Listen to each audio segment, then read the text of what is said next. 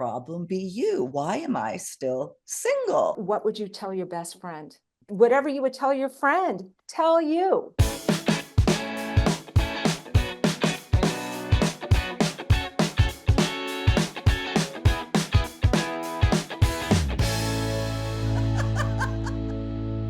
Thank you so much for joining us again on Second Act TV. Welcoming back Treva Brandon Scharf, the dating coach and author of Done Being Single. Right there, pick it up.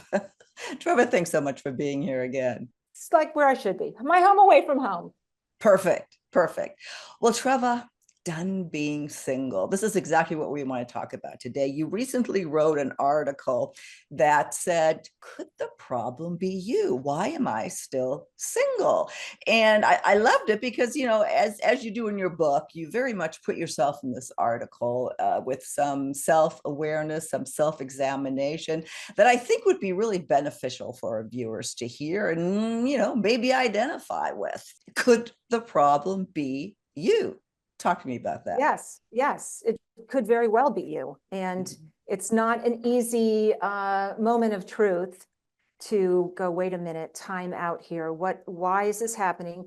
Over and over again, same people, same situations, same outcome, right? At some point, all roads sort of lead back to you. You are the common denominator.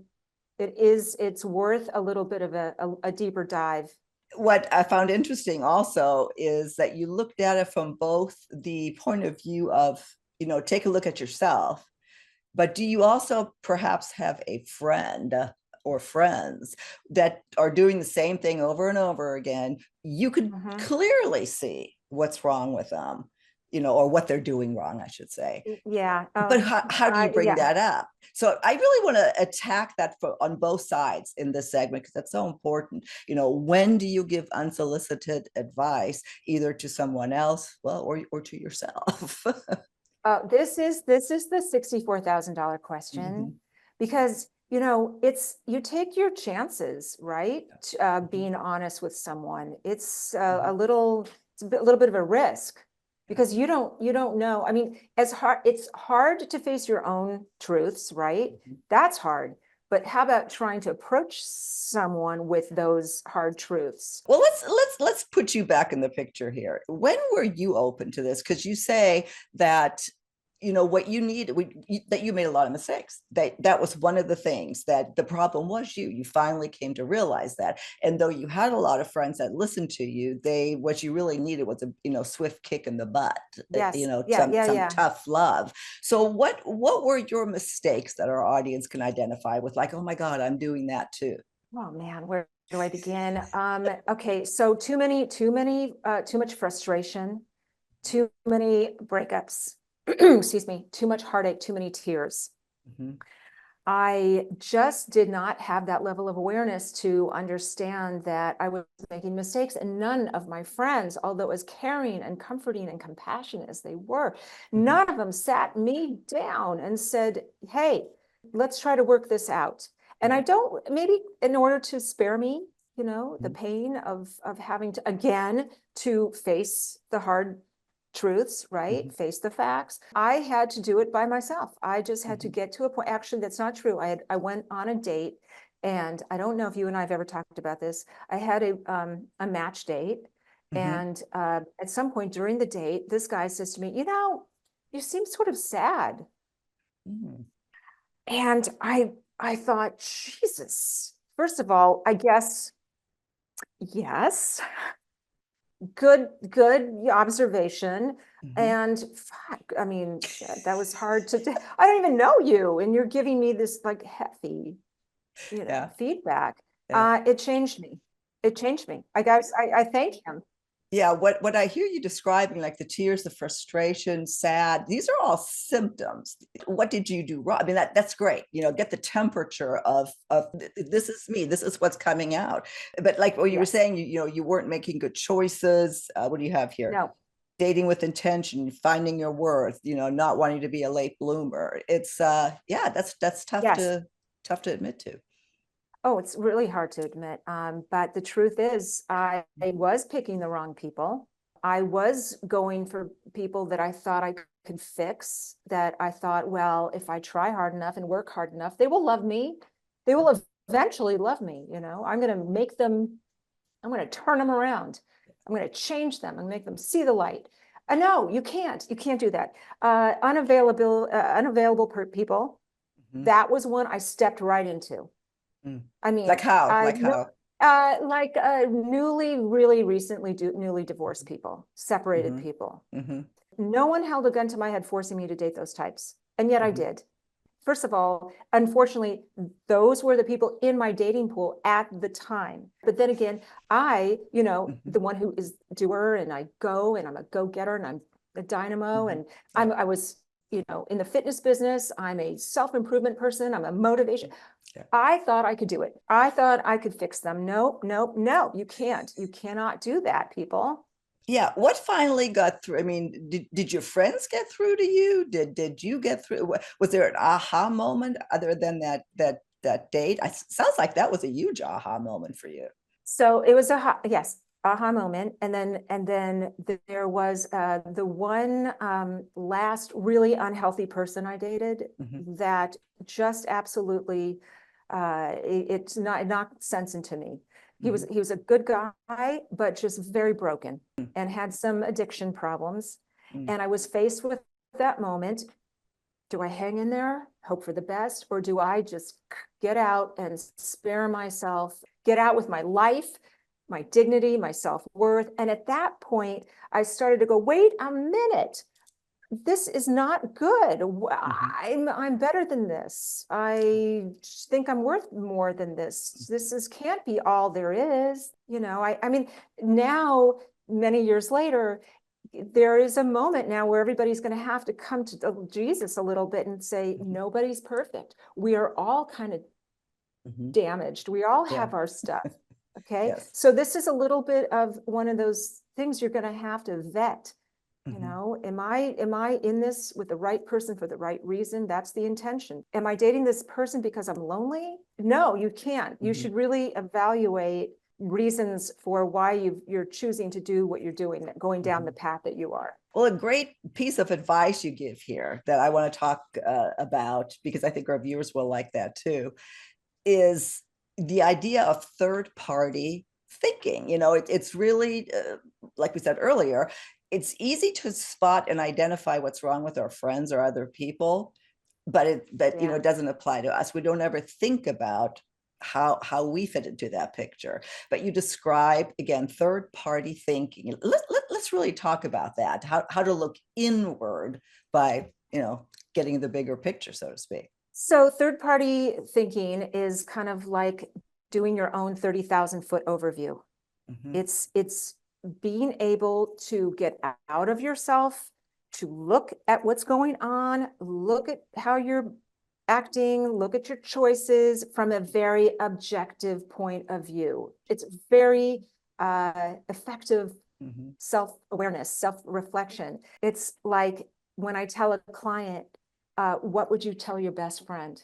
If Mm-hmm. you saw your friend doing this, or having all of these issues and problems and obstacles and roadblocks, what would Mm-hmm. you tell your friend? Mm-hmm. Whatever you would tell your friend, tell you. That's great advice. That is Yes. third party thinking, third person Mm-hmm. thinking. Yeah. Well, and before anybody thinks, oh, it's just a bunch of psychological mumbo jumbo. If you think about it, which I did after I read your article, because Paul and I got an argument on something that nothing worth discussing. But I did the third part, what you said. It it made a huge difference when I looked down at myself, what I was doing. If a It's friend of mine did that, I'd slap her. right. Where that never occurred to me. Right, right. You have more insight than you think you do. Mm-hmm. You have the answers most of the time. My job as a coach is just to get you there, is to have you see your own power and your own agency in Mm-hmm. all of your choices. Mm-hmm. So that's a really effective way to do it. I mean, sometimes we do need additional help and guidance and direction. Mm-hmm. Right. Okay. But in lieu of me, you can be your own therapist, your own coach. You can take a hard look at yourself to the extent that you're willing to. Again, not easy. Ouch, hurts, truth hurts, right? But it's so freeing. It's so ultimately liberating and empowering at the same time, right? To be able to see yourself. And it takes some practice. The old saying, I wish I knew then what I know now, right? And I was all self-taught. I didn't have someone like me. I didn't even have a therapist at the time because I didn't think I was doing anything wrong. But then, after death by 1,000 cuts, right? I had to just get that moment of truth, and I did, and it was hard. And that guy kind of set me on my path. Am I sad? Oh my God. How many people do you know, friends of yours, that are sort of angry, right? I feel that seething anger underneath people. And it's not a bad idea if anybody knows someone who is suffering with that, to say something. Hey, I can tell you're really, jacked up, or I can tell you're really aggro, or I can tell you're frustrated with your life and dating and whatnot. Let's talk about it. Have you looked at it? Do you feel it? Can you sense it? Those are really nice, kind things for someone to say. Ultimately, you'll be able to sense it yourself because, I mean, isn't that everything? Self-awareness. It will like for you, it stopped you. It made you take a second and think, do I really want to say this? Or do I really want to do this? Yeah. I think probably one of the biggest symptoms, both for you, if you're the one going through this, or what you witness in your friends, is the constant, maybe not complainer, by constant whining. Things are going wrong all the time. All men are this, all women are this, and it's always someone else's fault. I mean, I think that's probably the biggest symptom, where you just go, stop. Is this me? And I as always, I love to hear from our audience how what comes up for you when we talk about this. Does something pop right up? That might be a big clue in helping you move along on some issues you might be dealing with. So leave us your comments. If you're asking me, I mean, self-examination, self-illumination, geez. It's everything. It's just, if you have it, if you're able to, it'll spare you a lot of heartache, a lot of problems. And if you can catch yourself, right? A lot of us, we're very reactive people sometimes. We get triggered. We have PTSD. We have a certain way of, responding to stuff. And in ways also that we walk into willingly. We don't have to choose that person that makes us feel that pushes those buttons. We don't have to. And you'll know. And here's something I'd like to point out. When you meet someone, or someone reacts to you and you get triggered, that could be a sign of something deeper that would be worth exploring. If you find that you're being triggered and just, reactionary, that's worth taking a deeper, closer look, because we tend to repeat things that we are familiar with. We tend to go towards what's comfortable. And that's not always good. And that comes from back somewhere back and deep. Right. Yeah, and fortunately or unfortunately, we at our age, we've had a lot of that. We have lots of history that brings the triggers up and gets us off course. So a great article as always. I know you cover a lot of this in your book as well. I always tell people it's a great read. It's amusing, but it's really, really deep. You just let us feel without maybe hurting so much. Yeah. Well, thank you, Treva, oh, you're welcome. You're so welcome. Yeah, I have a saying, a new motto now, as it pertains to my book and my everything about me, my brand, my coaching services, is that I made all the mistakes so you don't have to. Yeah. Okay. Well, I wish I would have had somebody like you, I don't know, 10 years ago and 35 years ago, but I didn't. So again, thank you so much for the article, for all the advice, for all your time you give to our channel. Is there anything else you wanted to add before we sign off today? No, I would just tell everybody to listen, if they're smart enough to tune into this show and they're curious enough and they're motivated enough to tune in, okay, then they're smart enough, curious enough, and motivated enough to fix the issues, do the work. Fix us, okay? not somebody else. Fix it, yes, okay. If do the work, find some support and guidance. Okay, so I have total faith in your audience. They are the most engaged people, I'm telling you, and they do contact me. And thank you for all of the people that have reached out to me over the years. I so appreciate it, and I look forward to working with you. Well, Treva, as always, I will link to all of your information to your coaching page. So if you do want to get in contact with Treva directly, it's right here in the show notes. Your book of note right there, right there. And your podcast with Robbie, Done Being Single. Lots of ways to get more information from Treva. And I look so forward to having you back again soon on Second Act TV. Thank you so much. Thank you. Bye, everybody.